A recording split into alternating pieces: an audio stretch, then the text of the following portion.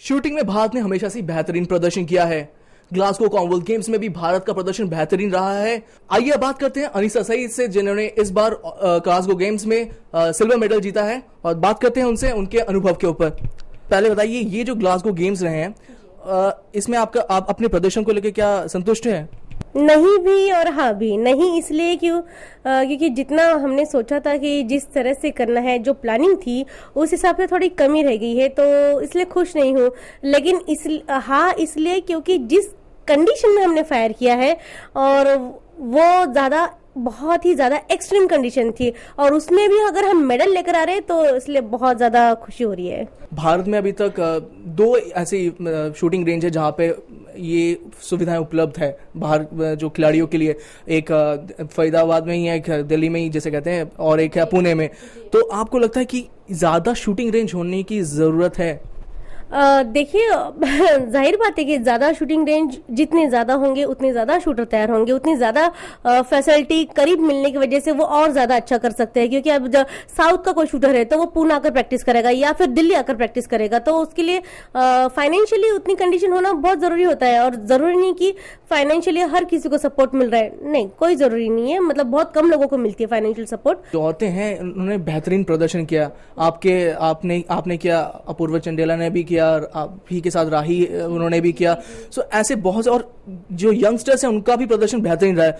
तो इन गेम्स को देख के आप क्या कहना चाहेंगे इन यंगस्टर्स के लिए?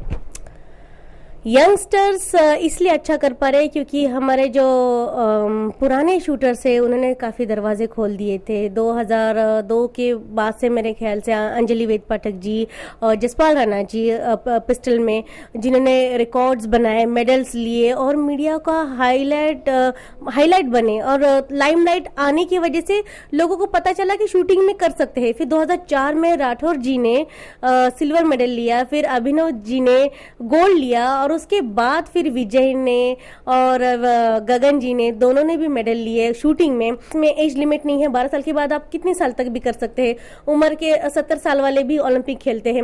और दूसरा ये कि इसमें वेट लिमिट नहीं है कि आप वेट कैटेगरी नहीं है। कितने लोगों की तो वेट कैटेगरी अलग होने की वजह से मेडल तक चेंज हो गए। तो यहाँ पर ऐसे है कि किसी भी वेट में आप खेल सकते हो। आपके हस्बैंड से पूछ लें, कैसा लगता है जब आप सब बताते हैं कि आपकी बीवी इतनी उम्दा खेल रही है, इतनी सक्सेसफुल एथलीट है, इतनी अच्छी शूटर है, कैसा महसूस करते हैं? बहुत प्राउड फील होता है। पहले तो लोग बोलते थे मुबारक की वाइफ, अभी लोग बोलते हैं ये अनीसा के हस्बैंड है। So it's proud to be husband of that kind of champion who is with me right now.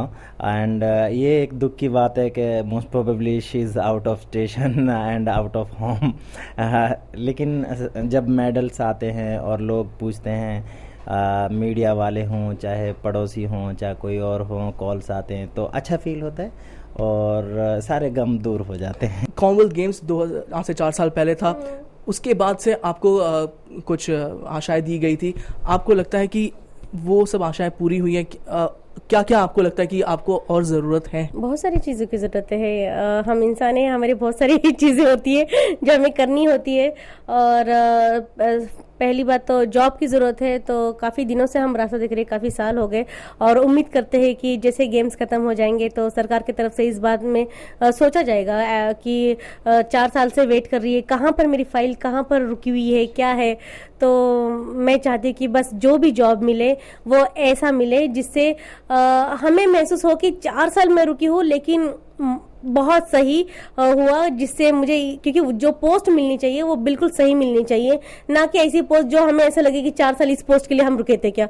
तो मैं चाहती हूँ कि सरकार ने ये देखना चाहिए कि पिछले बार के 2 gold medal with 2 games record, जो हो सकता है मैंने मीडिया में ज्यादा हाईलाइट ना किया हो कि ये फर्स्ट टाइम मेडल लिया है मैंने इतने सालों में, और 2 गेम्स रिकॉर्ड के साथ, वो हाईलाइट नहीं किया, लेकिन वो उनको दिखाई देना चाहिए। सर्टिफिकेट्स दिए हैं और इस बार सिल्वर है, तो मुझे लगता है कि वो सारे कंबाइन सभी, और बीच में और भी मेडल लिए, तो वो सभी मेडल्स को कंबाइन करके जो पोस्ट देनी चाहिए वो बिल्कुल सही तरीके से मिलनी चाहिए, क्योंकि लाइफ टाइम के लिए पोस्ट होगी। ये थे अनीसा सईद जो बात कर रहे थे हमसे ग्लासगो कॉमनवेल्थ गेम्स में सिल्वर मेडल जीतने के लिए। बात उनका कहना साफ है कि अगर सपने देख रहे हो तो सपने देखने के बाद उसके ऊपर मेहनत करो और सपने साकार होने में कितना समय लगता है। कैमरामैन गोपाल के साथ मैं तापुष भट्टाचार्य, दूरदर्शन न्यूज़।